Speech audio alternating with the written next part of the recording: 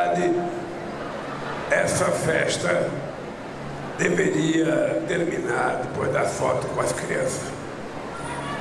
Porque durante a semana inteira me preparei para vir nessa solenidade. Mandei buscar o livro do Montenegro para conhecer um pouco a história do ITA. Pedi para o companheiro escrever um discurso para mim, falando do ITA. E quando eu chego aqui, coloca um monte de gente para falar antes de mim. E aí eu fui olhando o discurso de cada um.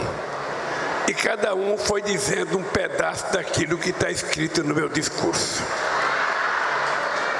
Eu, então, ou eu proíbo os ministros de falarem antes de mim, falo depois. Ou eu preciso fazer um jogo combinado.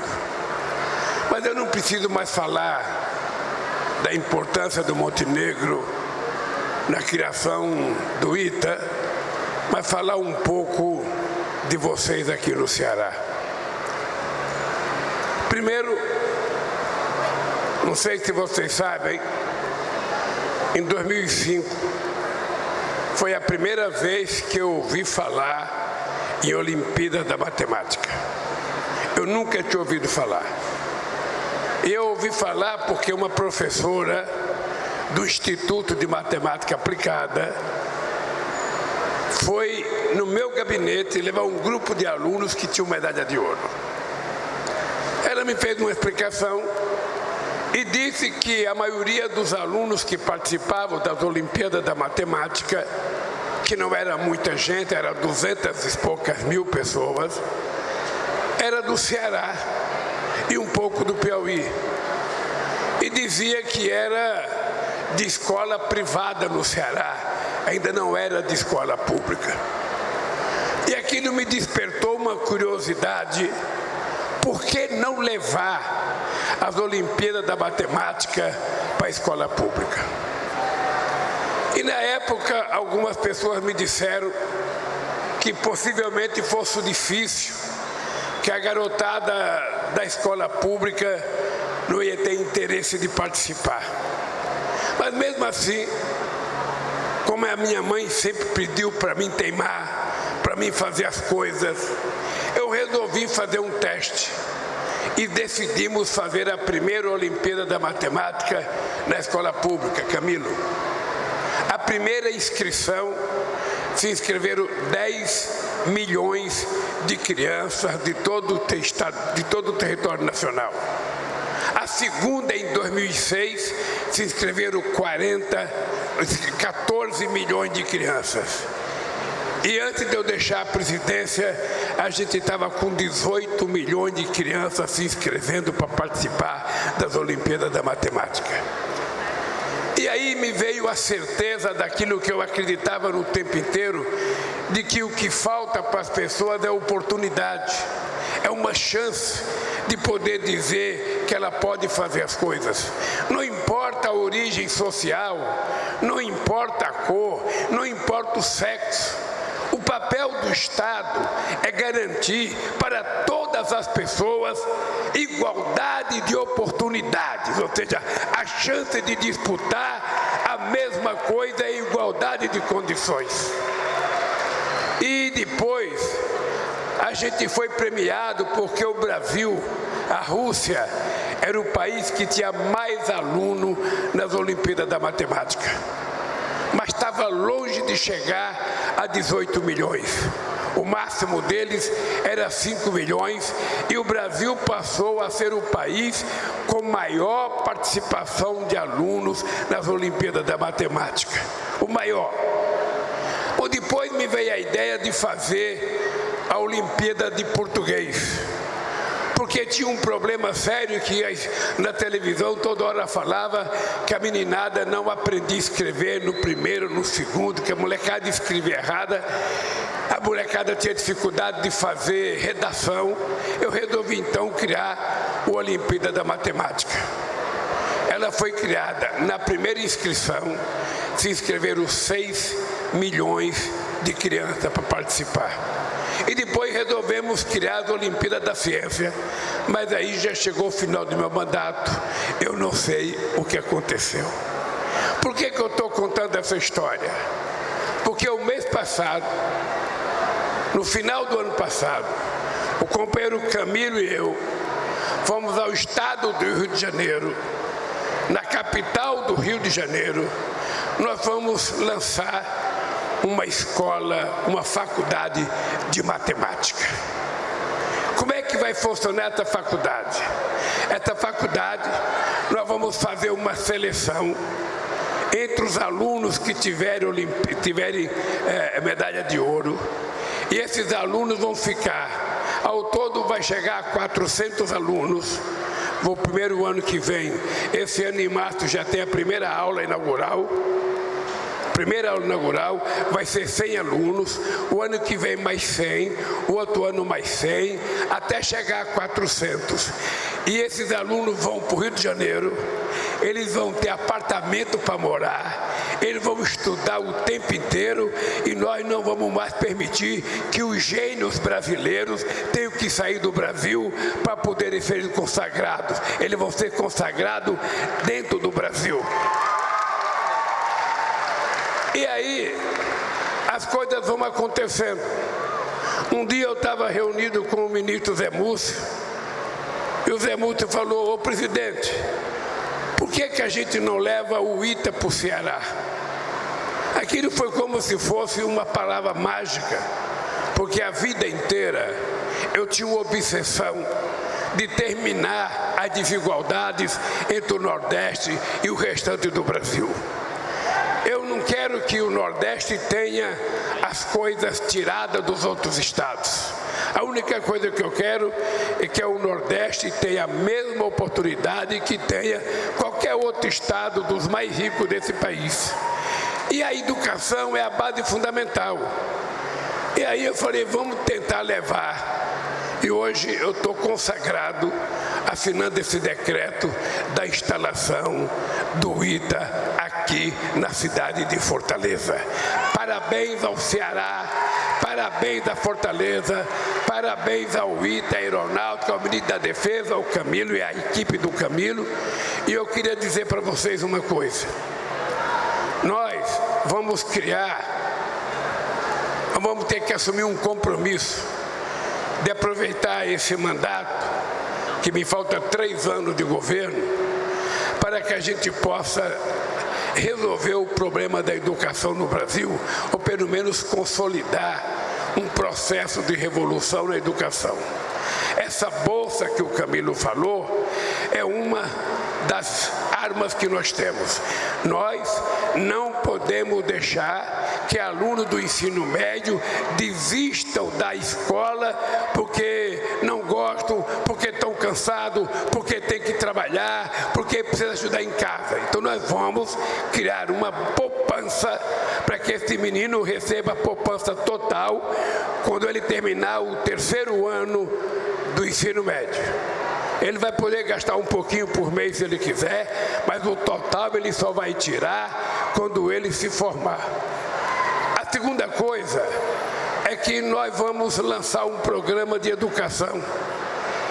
Nós vamos lançar mais 100 institutos federais nesse país, para que a gente mostre ao mundo que a gente gosta de exportar soja, a gente gosta de exportar milho, a gente gosta de exportar carne, a gente gosta de exportar avião, a gente gosta de exportar qualquer produto, minério de ferro. Mas a gente agora quer começar a exportar conhecimento. A gente quer começar a exportar inteligência brasileira. Porque nós fomos agora na Bahia lançar o Instituto Tecnológico Aeroespacial, no mesmo aeroporto de Salvador, uma coisa que vai ser extraordinária. Aliás, Zé Múcio, eu não sei se você teve a oportunidade de ver, o Cimatec da Bahia fez o primeiro robô que desce a 3.000 metros no fundo do mar, faz todas as pesquisa que ele for programado sem precisar de ajuda de ninguém. Ele faz sozinho e depois ele vem para a gente estudar o que ele fez.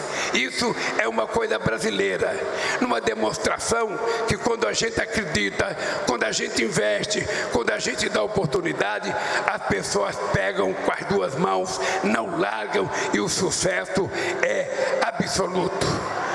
Da mesma forma, nós fomos inaugurar, veja o que vai acontecer no Brasil. Nós vamos inaugurar hoje o início de uma escola de formação de sargento em Recife. Ou seja, hoje você tem escola de sargentos em 19 locais. Tem 19 locais. Agora, todos os sargentos do Brasil serão formados numa escola de sargentos de Recife, que vai precisar de um investimento de quase 2 bilhões de reais para a gente fazer com que as pessoas no Brasil se preparem melhor. Mas aí não vai parar isso. Eu vou tirar uma semana com o Camilo, viajando o Brasil para falar de educação.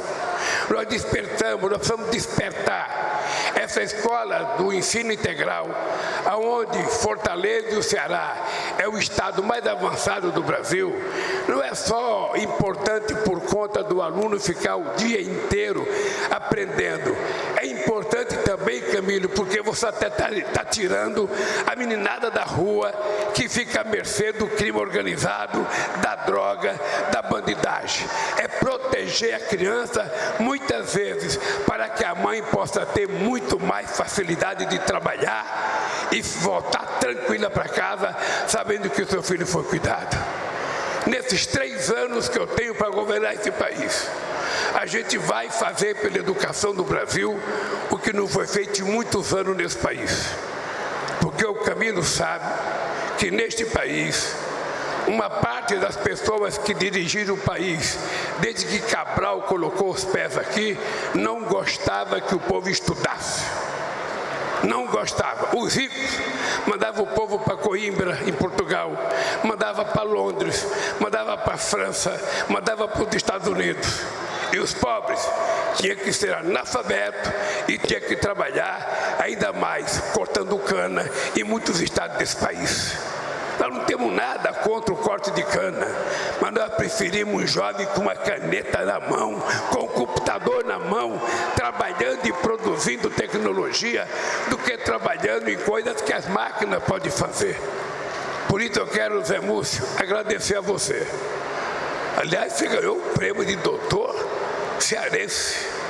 Será que o povo pernambucano vai gostar? Que você vai ser um traíra, vai trocar Pernambuco pelo Ceará? Mas o Zé Múcio, na verdade, eu queria dizer para vocês, o Zé Múcio é o responsável da ideia da gente trazer o ITA para Fortaleza e para o estado do Ceará. E nós trouxemos o ITA para cá, é importante dizer, mano, em gratidão ao Ceará. A decisão de trazer para cá é uma dívida de gratidão pelo que vocês fizeram e pelo que vocês dizem a nós brasileiros o que pode ser feito na educação desse país, mesmo sendo um estado não muito rico. Por isso, parabéns, companheiro Camilo. Parabéns, eu acertei quando convidei você para ir ser ministro da Educação. Parabéns, Zé Múcio, e parabéns para o nosso querido. Eu tenho certeza que o humano tem uma tarefa muito maior do que a minha. Porque para mim fazer um bom governo, eu só tenho que ser melhor do que eu mesmo. Agora você, para fazer um bom governo, você tem que provar que você vai ser melhor do que o Cid e melhor do que o Camilo, ou pelo menos igual, tá? Então, gente, olha, é um dia gratificante para mim. Vocês não sabem o orgulho que eu tive de estar aqui hoje, de assinar esse decreto, de ver essas crianças todas. É uma coisa que me faz crer que esse país só é pobre, porque esse país sempre foi governado por gente da cabeça pequena, por gente que sonhava pequeno, por gente que só pensava neles. E esse país precisa efetivamente melhorar. Por isso, Ceará, muito obrigado de coração. Camilo, obrigado, Mano, obrigado, Isolda, que está por aí perdida, está aqui a Isolda, sabe? Eu quase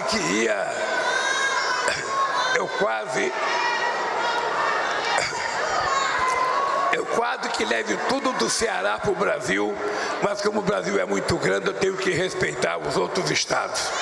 Mas o Ceará está na minha conta, em se tratando de educação. E outra coisa importante, Camilo, que a gente vai ter que resolver, é que o salário de professor é pequeno. O piso, às vezes a gente não pode pagar, mas a verdade é o seguinte, a função de professora nesse país era uma coisa muito nobre.